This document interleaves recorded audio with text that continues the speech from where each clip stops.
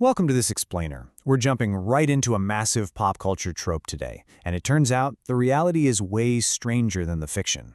If you've ever watched a fantasy epic or read a historical thriller, you probably have a very specific image in your head of how high-stakes promises were made. But as we're going to see, the truth takes us in a completely different, deeply fascinating direction. Here is our roadmap for today. We'll start with the blood contract myth, look at the realities of medieval law, explore the true royal bloodline, and finally, dive into securing wealth beyond death. Let's kick things off with Section 1, the blood contract myth, folklore versus reality. It's literally the ultimate dramatic Hollywood moment, isn't it? A character slashes their palm with a dagger, clenches their fist, and drips their life force onto a piece of ancient parchment to seal a legally binding document.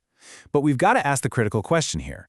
Did any actual, historical medieval person ever do this when making a deal?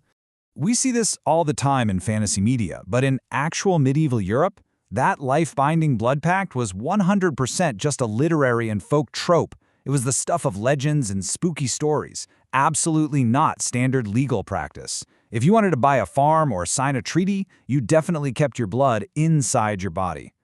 Now, what's really fascinating is that when blood was used in history, it wasn't for signing a lease.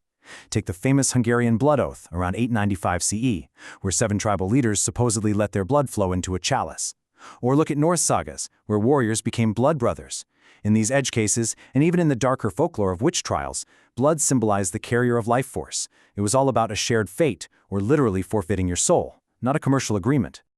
Moving right along to Section 2, Realities of Medieval Law, or as I like to call it, boring bureaucracy. Here is the crucial takeaway. While the folklore was dripping with dramatic blood magic and mystical oaths, actual legal agreements relied on the most practical, incredibly boring bureaucracy imaginable.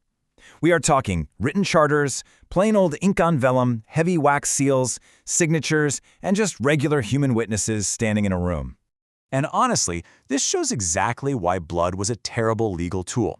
First off, practicality. Blood turns brown, it flakes off, it fades. It's just awful for long-term record-keeping compared to ink. Plus, the Catholic Church wielded massive influence, and they viewed blood as deeply sacred, tying it directly to the Eucharist.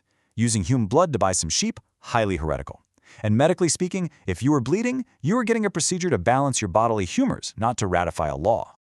So, if physical blood didn't legally bind people, what did? That brings us to Section 3, the true royal bloodline.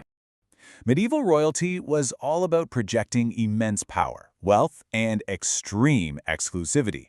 So despite those fun rituals like blood brotherhood meant to mimic family ties, real royalty was strictly defined by legitimate lineal descent within a sanctified marriage. They maintained their grip on power through super strategic intermarriage, purposely shutting out commoners who didn't have the massive landholdings or dowries to get in the door. Basically, a commoner who became a literal blood brother to a prince legally remained a commoner in the eyes of the church and the law. It proves these rituals were entirely artificial gestures of friendship. You couldn't just magic your way into the line of succession. You absolutely had to be born into it. But here's the twist. Royal blood actually did spread to the masses, just not through magic. It happened through what historians call the downward mobility of genealogy. First, you have this cascade of illegitimate children born to kings who marry into lower nobility. Then, because only one kid can inherit the throne, all the younger siblings have to marry slightly lower-ranking nobles too. Fast forward a few centuries, and generation after generation, those descendants just integrate right into the general population. Which brings us to this mind-blowing number 1.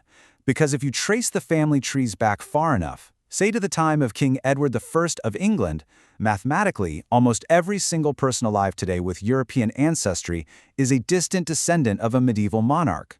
We all share that one royal bloodline, and you didn't even need a magical chalice to get it. Knowing how obsessed they were with this lineage, how did they protect their status across multiple lifetimes? Let's dive into Section 4, Securing Wealth Beyond Death. Strictly speaking, the medieval Catholic Church considered reincarnation a massive heresy. You lived, you died, you faced judgment. That was it. But these medieval royals lived in such sheer terror of social degradation, of losing their rank and falling into poverty, that their behavior basically created a spiritual insurance policy, almost like they were hedging their bets on a return trip. They truly believed their superior souls would naturally gravitate right back to power because they were chosen by God. They viewed royalty not just as a lucky biological roll of the dice, but as a divine right, a permanent spiritual state of being. So instead of worrying about a future earthly life, they poured unfathomable amounts of wealth into what we can call a spiritual bank.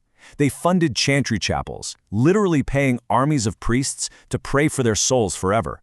They gave vast tracts of land to monasteries and threw charity at the poor. The whole goal was to buy their way out of purgatory quickly and secure a VIP spot in the afterlife that was just as high and mighty as their earthly one. And back down on Earth, they used incredibly strict legal structures like primogeniture, where the eldest son inherits absolutely everything, to lock their land into permanent, untouchable blocks. Think about that. If a royal soul did hypothetically return to the family line generations later, that immense, concentrated wealth would still be sitting right there waiting for them. Ultimately, if reincarnation had been a proven fact back then, the nobility absolutely would have used it to justify their immense wealth as a karmic reward for past life virtue, while framing the poor as just paying for past life sins. It leaves us with a really provocative thought. Looking around today, how much of our own modern system of generational wealth and class division is still quietly built on this exact medieval fear of losing our place in the hierarchy? Think about that the next time you see a fantasy character slash their hand to sign a contract in blood. Thanks for joining me for this explainer. I hope you found it as fascinating as I did.